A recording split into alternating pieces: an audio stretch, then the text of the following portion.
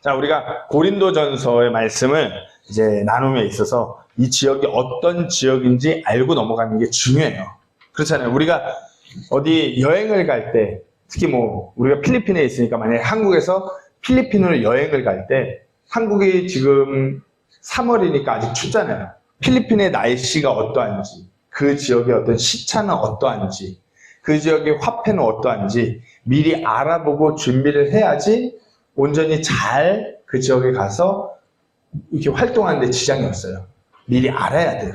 어찌 보면 이런 서신서들을 볼 때도 바울의 서신서들이 대부분 그 지역의 교회들에게 보낸 거예요. 그러니까 그 지역마다 그 어떤 특정한 상황이나 환경이 틀리고 그 지역의 사람들의 생활이 다 틀려요. 스타일이 다 틀려요. 그렇기 때문에 서신서에 나오는 바울의 서신서들을 이해할 때 우리가 그 지역의 상황이나 환경들을 온전히 이해해야지만이 그 서신의 말씀들을 온전히 이해할 수 있다는 것이에요. 우리가 고린도 전후서라 하면은 소위 문제가 무척 많은 교회로 알고 있어요.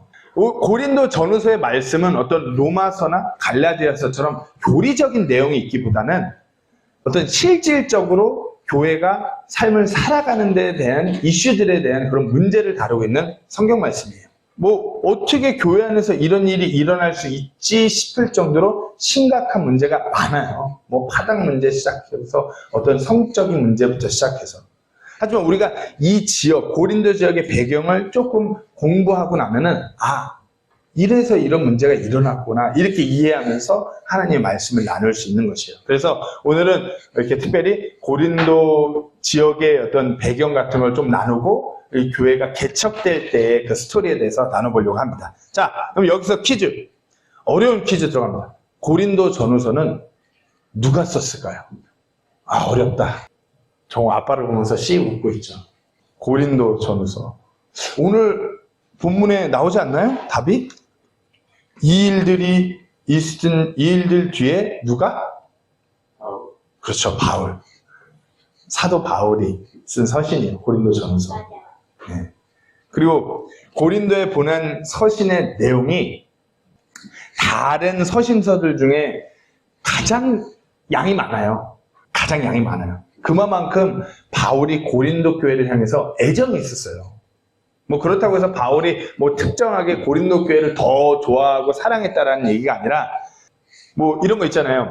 학교 다닐 때 교실 안에서 선생님이 한 번만 얘기하면 알아서 잘 따라오는 학생들이 있는가 하면 매번 얘기하고 매번 붙어서 알려줘도 삐딱선이고 잘 못 알아듣고 매번 이제 시험 기간 다가오니까 우리 모의고사 다가오니까 이제 학력고사 다가오니까 야간 자율학습 시간에 얘들아 공부를 앉아서 잘 해야 된다 이렇게 말씀하심에도 불구하고 자율학습을 도망가는 저 같은 친구들이 있죠. 그러면 다음날 아침에 선생님한테 불려가서 혼나고 반성문 쓰고 다시 야간 자율학습 꼭 해야 된다 공부 열심히 해야 된다 하는데도 꼭 도망가는 친구들이 있어요. 당차게 도주. 이런 학생들에게 선생님께서 더 많은 애정과 더 에너지를 쏟기 마련이에요. 어찌 보면 바울이 고린도 교회를 향한 마음도 좀 그와 같았을 거예요.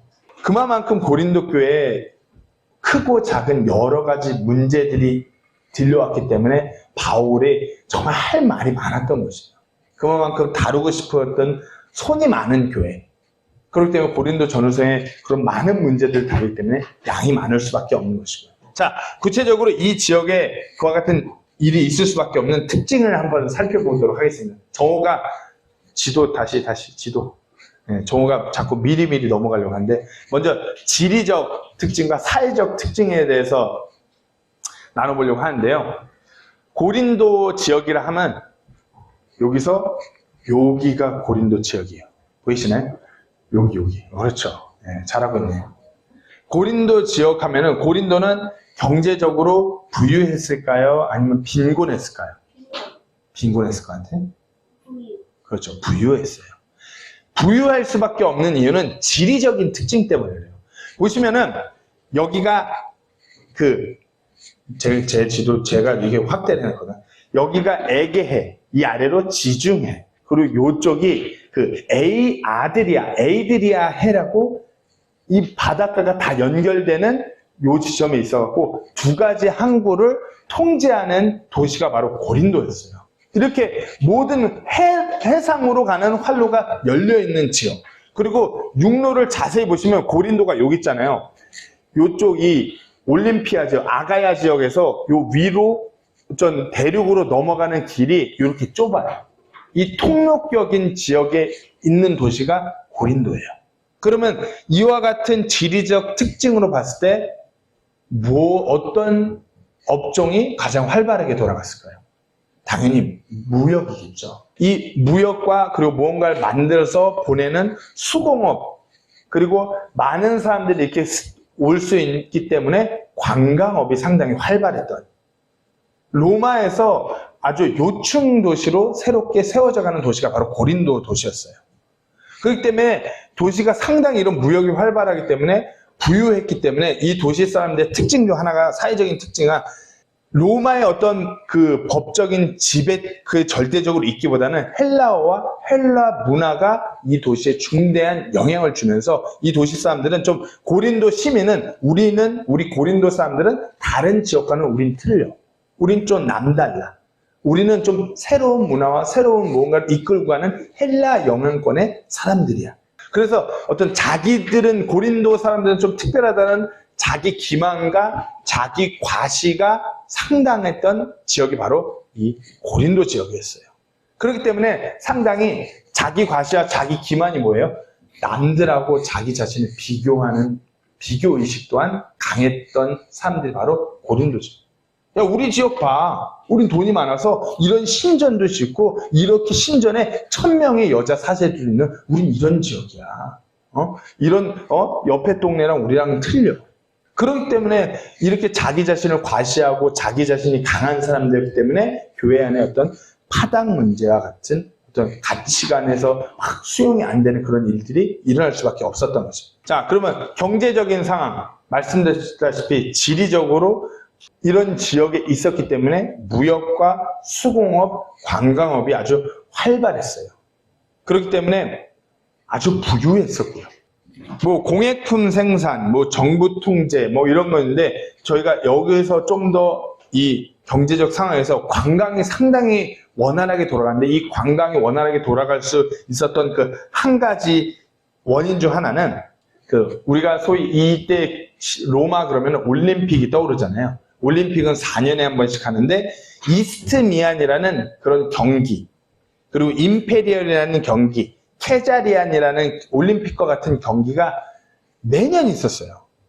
그리고 여기서의 승자는 마치 어떤 신과 같이 숭배를 받을 정도로 아주 사람들의 인기가 어마어마했던, 이 관광 시즌을 통해서 많은 수익을 벌어들이기도 하고요. 많은 사람들이 관광을 통해서 너무나 즐기는 것 같은 시간이었어요. 근데 우리가 보면은 단순히 올림픽 기간이 뭐 체육대회 수준이 아니라, 이거는 그 도시의 어떤 그런 제사 개념으로 이방신을 숭배하는 개념의 행사였기 때문에 성적인 타락이 일삼아지는 관광 문화이기도 했고요. 우리가 그래서 고린도 교인들이 교회로 모였다 하면 이 사람들이 그와 같은 쾌락을, 사회적인 유익을 포기하고 교회로 모였다는 것을 여기서 또 유추해 볼 수 있고요.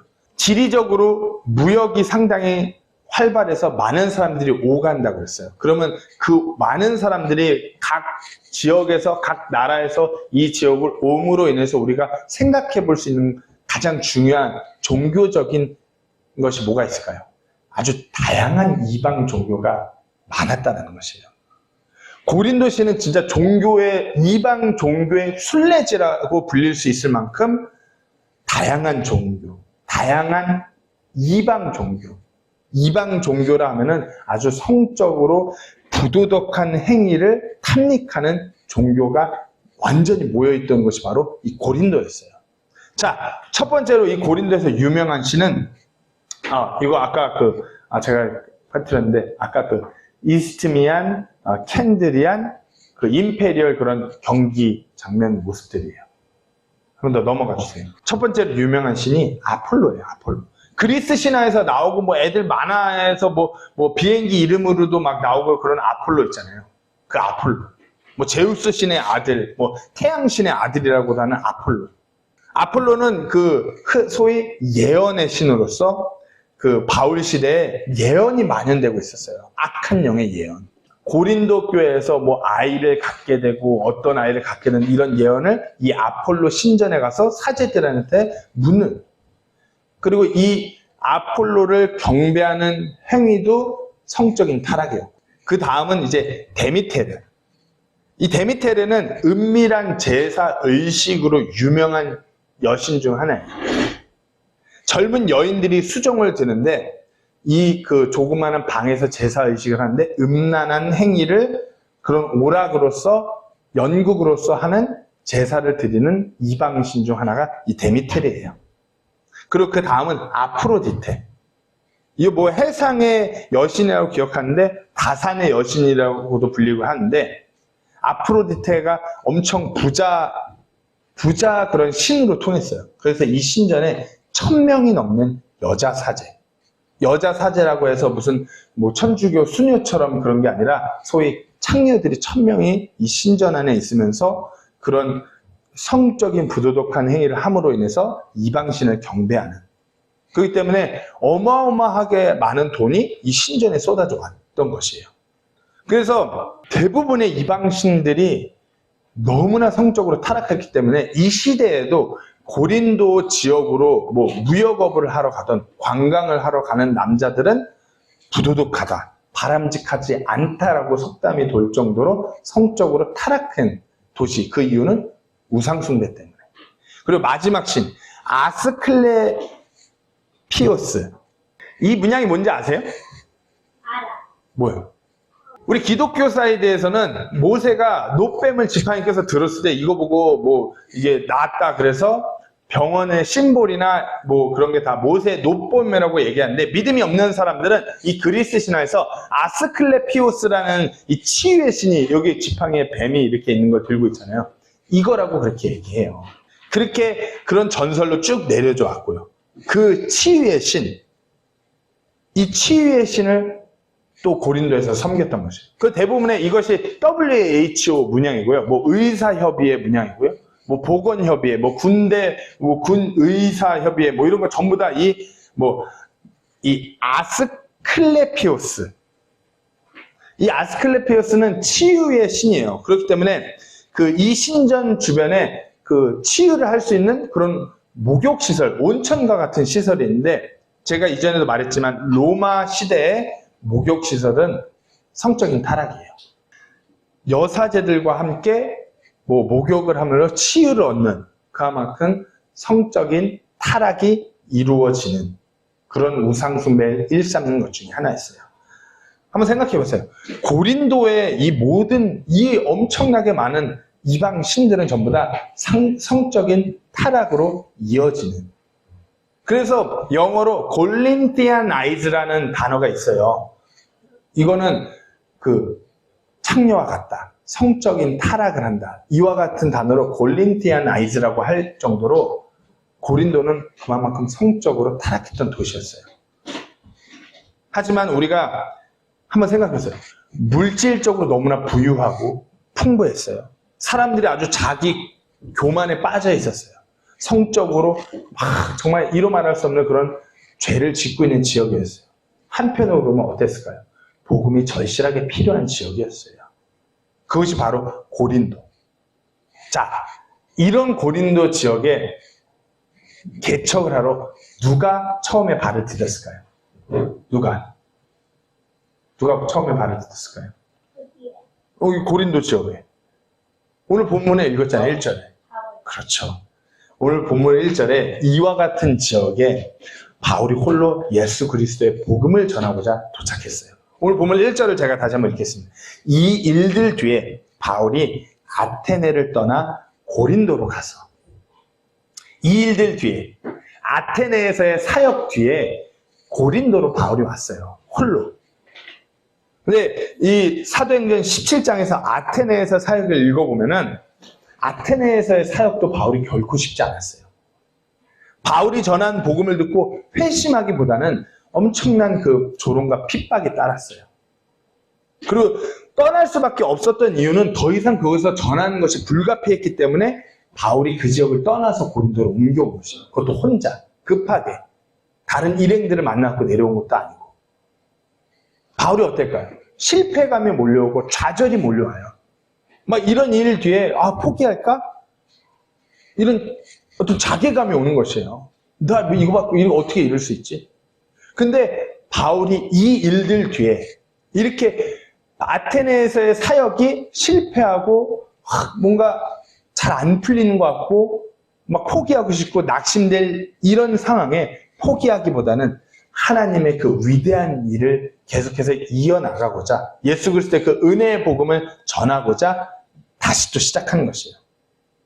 그렇잖아요. 대부분의 사람들은 자기 자신이 하고 있던 일이 잘 풀리지 않고 막히게 되면은 정말 좌절감과 어떤 그러다 못해 요즘에는 자괴감이 오기까지 해요. 크리스찬들도 정말 자기의 신앙생활을 잘 하고 있다가 무슨 일이 터져갖고 일이 잘 안 풀리고 모든 것이 일이 꼬이는 것 같고 그러면은 좌절하게 돼요. 그러면서 그들의 삶을 보면 언제 자기가 그렇게 열심히 그렇게 뜨겁게 신실하게 헌신했나 싶을 정도로 하나님을 등지고 떠나는 모습들을 심심치 않게 발견해요. 믿음을 버리진 않더라도 믿음의 방향, 신앙의 여정 가운데서 신앙에 방황하는 모습들을 발견해요. 하지만 오늘 본문의 사도 바울이 어땠어요? 이 일을 뒤에 정말 어려운 복음을 자기가 무엇보다도 다른 일도 아니고 복음을 전했는데 핍박받고 조롱받고 어떻게 보면 사역의 그런 실패를 경험한 뒤에 좌절과 영적으로 지친 가운데서 바울은 다시 아테네에서 고린도로 옮겨왔던 것이었어요. 앞서 나누었듯이 고린도는 부유하고 성적으로 적나라하게 타락한 도시였어요. 어쩌면 더 어려운 지역이었어요. 하지만 바울은 낙심하기보다 더 힘든 곳을 향하여 예수 그리스도의 복음을 전하고자 움직였던 것이에요. 그래서 고린도전서 9장 26절에 고린도 교회 성도들에게 바울이 이렇게 고백하죠. 그러므로 내가 이와 같이 달리되 목표가 불확실한 것처럼 하지 아니하고 이와 같이 싸우되 허공을 치는 자같이 하지 아니하며. 바울이 이렇게 움직였던 것이에요. 이렇게 움직였던 바울의 모습을 사도행전에 기록해 놓은 것이에요. 그리고 사도행전의 영어 이름이 뭐라고 했죠? 사도행전 영어로. 그렇죠. 액츠. 움직임이에요. 무슨 움직임? 복음의 움직임인 것이에요. 이와 같이 바울의 움직임, 복음의 움직임이라 할 수 있는 것이 성경에 기록되어 있는 것이고 하고요. 자, 계속해서 2절부터 또 나가겠습니다. 본도에서 태어난 아굴라라 하는 어떤 유대인을 만났는데 클라우디우스가 모든 유대인들에게 명령하여 로마를 떠나게 하였으므로 그가 자기 아내 브리스길라와 함께 최근에 이탈리아에서 왔더라. 바울이 그들에게 가서 생업이 같으므로 그들과 함께 머물며 일하였는데 그들은 그들의 직업으로 보자면 천막을 만드는 자들이더라. 그가 안식일마다 회당에서 강론하고 유대인들과 그리스인들을 설득하였더라. 자, 바울이 혼자 내려왔는데 이곳에서 우연치 않게 바울 사역의 동역자가 생겨요. 그런데 이 바울 사역의 동역자들도 어찌 보면 바울과 비슷한 처지의 사람들이에요. 유대인이라는 이유로 로마에서, 예전에 제가 로마서 말씀을 다룰 때 얘기한 적이 있었어요. 클라우디우스 칙령, 로마에서 쫓겨나게 돼요. 자기의 의지와는 상관없이 자기의 고향에서 쫓겨나 나그네가 된 이와 같은 부부. 영적으로 어쩌면 지친, 심신이 지친 이와 같은 부부가 바울과 함께 만나서 다름 아니라 하나님의 일을 같이 감당해요.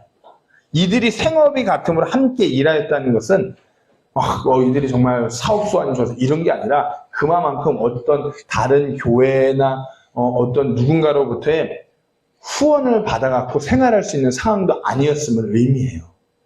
환경적으로 경제적으로 어려웠어요. 하지만 그렇다고 해서 이들이 하나님의 일을 포기한 것이 아니라 함께 동역함으로 성경대로 유대인들로부터 복음을 다시 전하기 시작합니다. 자, 5절. 실라와 디모데가 마케도니아에서 왔을 때 바울이 영 안에서 눌려 유대인들에게 예수님께서 그리스도이심을 증언하네. 자, 이제 바울이 이전에 그 사역을 맡겼던 실라와 디모데가 마케도니아 사역에서 바울에게로 복귀해서 합류해요. 그리고 이들이 오자 바울이 영 안에서 눌려 유대인들에게 예수님께서 메시아이심을 증언하였다고 누가는 이렇게 기록해놨어요. 이를 두고 마치 바울이 좌절하여 그 생업에 매이다가 회복해서 뭐 복음을 다시 전했다고 해석하시는 분들도 계시는데, 그렇지 않아요. 그 실라와 디모데가 마케도니아 교회 사역에서 바울에게 합류하면서 그간의 그 마케도니아 교회의 소식과 그들의 어떤 그 사랑의 섬김, 어떤 복음이 함께 전해지는 것이에요. 그래서 이때부터 바울이 이제 생업을 접고 온전히 말씀 사역에만 전념하게 되는 것이에요. 한번 생각해보세요. 이때 바울의 심정이 어땠을까? 실라와 디모데가 마케도니아 교회 사역에서 복귀를 해요. 그리고 그 소식과 그들의 헌신과 그들의 그런 어떤 사랑의 섬김인 복음을 받아요. 그랬을 때 바울의 심정이 어땠을까? 더욱더 예수 그리스도를 증거해야겠다는 그런 거룩한 부담감이 바울에게 오는 것이에요. 그런 압박감, 거룩한 압박감이 내가 더 증거해야 된다. 그 표현을 바울이 영안에서 눌려 예수님께서 메시아이심을 증거했다고 그렇게 기록한 것이에요. 이와 같은 일이 뭐 저한테도 있었어요.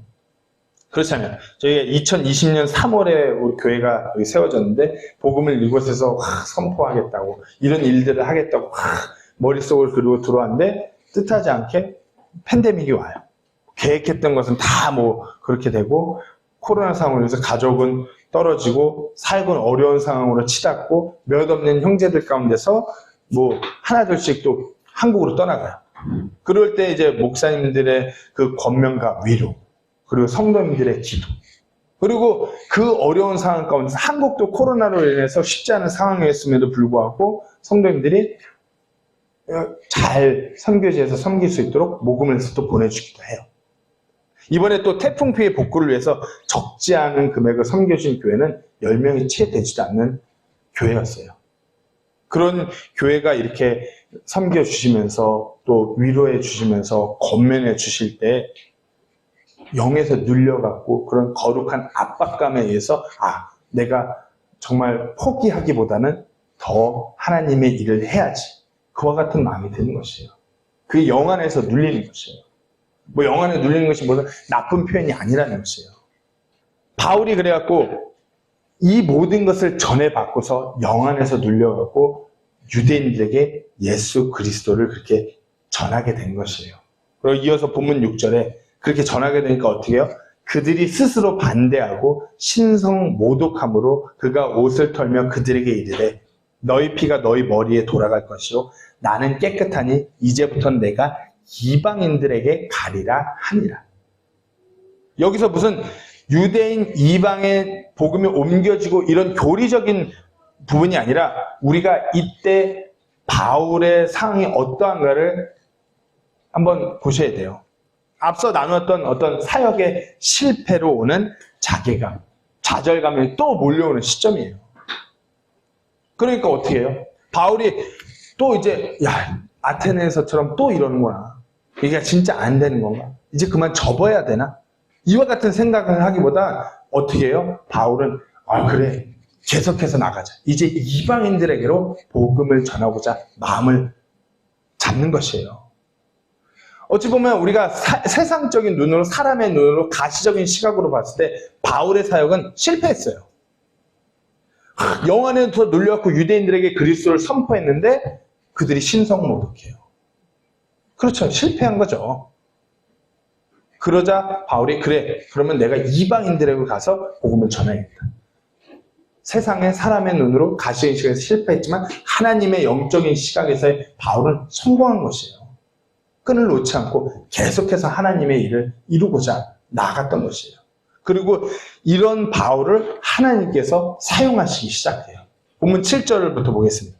바울이 거기를 떠나 하나님께 경배하는 유수도라 하는 어떤 사람의 집으로 들어갔는데 그러니까 잘 모르는 사람의 우연치 않게 들어가게 된 것이에요.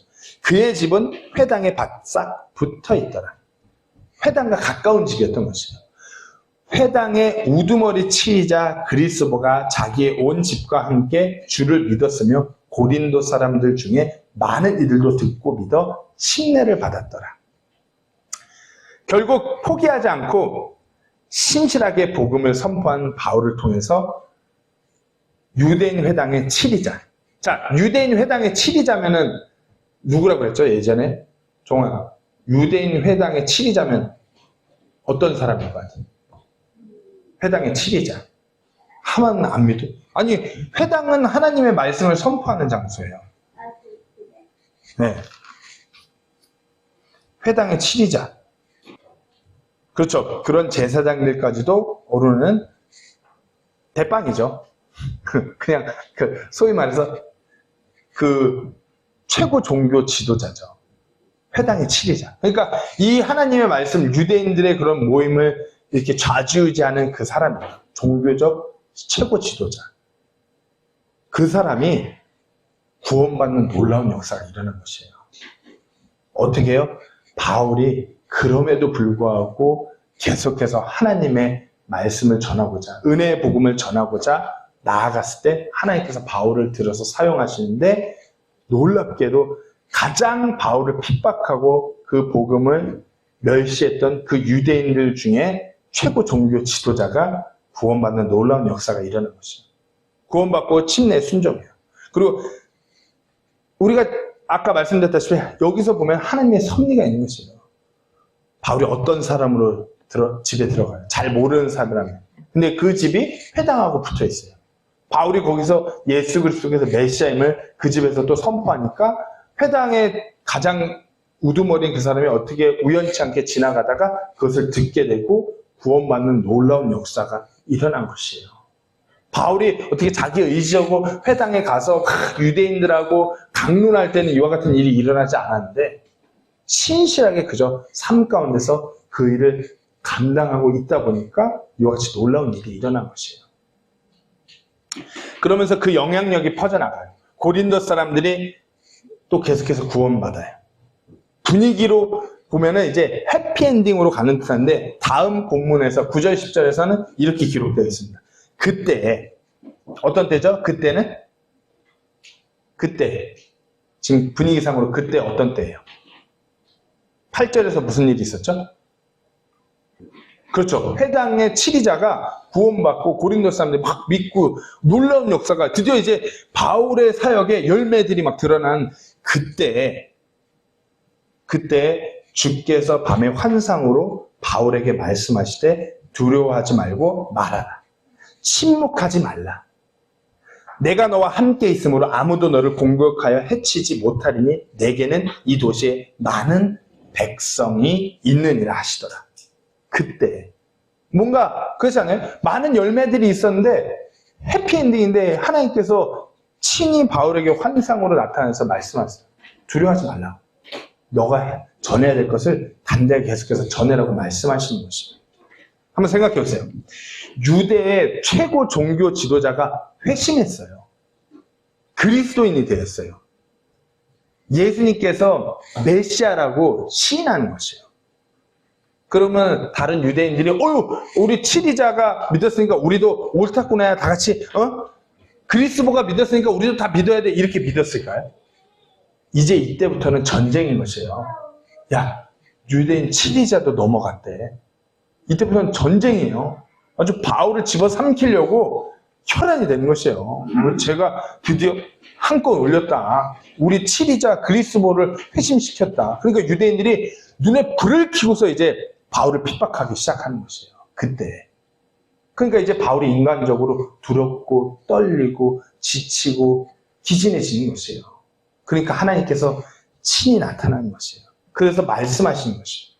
모세에게, 여호수아에게, 이사야 대언자에게 말씀하셨듯이 바울에게도 동일하게 말씀하십니다. 두려워하지 말라. 내가 너와 함께 하리라. 신명기 31장 8절에 모세에게 하나님께서 말씀하셨어요. 주 그분께서 너보다 앞서가시고 너와 함께 하사 너를 떠나지 아니하시며 버리지 아니하시리니 두려워하지 말라. 놀라지 말라 하니라. 여호수아에게 1장 9절 말씀에 하나님께서 여호수아에게 이렇게 말씀하셨습니다. 내가 내게 명령하지 아니하였느냐. 마음을 강하게 하고 크게 용기를 내라. 두려워하지 말며 너는 놀라지 말라. 네가 어디로 가든지 주 내 하나님이 너와 함께 하느니라 하시니라. 이사야서 41장 10절 말씀에 너는 두려워하지 말라. 내가 너와 함께 하느니라. 놀라지 말라. 나는 내 하나님이니라. 내가 너를 강하게 하리라. 참으로 내가 너를 도와주리라. 참으로 내가 내 의의 오른손으로 너를 떠받쳐 주리라. 하나님께서 바울에게 이와 같이 동일하게 말씀하시고 두려워하지 말라. 침묵하지 말고 너가 그렇게 전하던 그 은혜의 복음을 계속해서 전해야 된다. 우리는 하나님의 말씀을 통해서 바울이 어떤 삶을 살았는지 익히 잘 알고 있어요. 그러니까 바울이 무척 물론 대단한 사람이죠. 그래서 우리와 틀린 다른 종류의 사람인 것 마냥으로 착각하는데 바울도 사람이에요. 매번 두려워했고요. 매번 힘겨워했고요. 심지어는 숨이 끊어질 순간들이 여러 번 왔던 사람이고 늘 건강도 좋지 않았던 사람이에요. 그러니까 어때요? 몸이 삐끄덕삐끄덕거리니까 어떻게 해요? 포기하고 싶죠. 그렇잖아요. 하지만 그럼에도 불구하고 하나님을 의지해서 그분께서 맡기신 일을 감당하고자 나아갈 때 하나님께서 약속하신 대로 함께 하셨어요. 때문에 두려워하기보다는 매번 그 순간마다 하나님을 의지해서 담대히 나갈 수 있었던 것이에요. 어떤가요? 우리가 잃어버린 혼들에게 은혜의 그 복음을 전하기를 소망해요. 여러 각도에서 우리에게도 두려움이 올 수밖에 없어요. 내가 복음을 전하면 저 사람이 나를 이상하게 생각할 거야. 내가 복음을 전하는데 헌신하면 내 사업이 좀 위태위태할지도 몰라. 그리고 나같이 부족하고 나같이 뭐가 안 그런 사람은 복음 전하면 무시당할 거야. 사람들이 비웃을 거야. 저도 그래요. 제 스스로가 나같이 좀 부족한 사람이 이렇게 말씀 전하는 사역이 하는 것을 맞나 싶을 때가 많아요. 맞을까? 당연히 막 여러 생각이 들죠. 하지만 그럴 때마다 어떻게 해요? 하나님께서 함께 하시니 두려워하지 말고 우리가 전해야 될 것을 전하는 것이에요. 바울에게 하나님께서 그렇게 말씀하신 것이에요. 그리고 놀라운 일이 펼쳐지는 것을 경험하게 될 것이에요. 자, 본문 마지막 11절이에요. 그가 거기서 1년 6개월을 머물며 그들 가운데서 하나님의 말씀을 가르치니라. 저는 이 한 구절 때문에 고린도 전후서를 강의할 때 좀 더 이렇게 이 구절을 통해서 고린도 전후서를 바라봐야 된다고 그렇게 생각해요. 어떤가요? 이 11절 마지막 한 구절, 오늘 본문의 마지막 한 구절을 읽으니까 느낌이 어떤가요? 정말 어떤 것 같아요? 바울은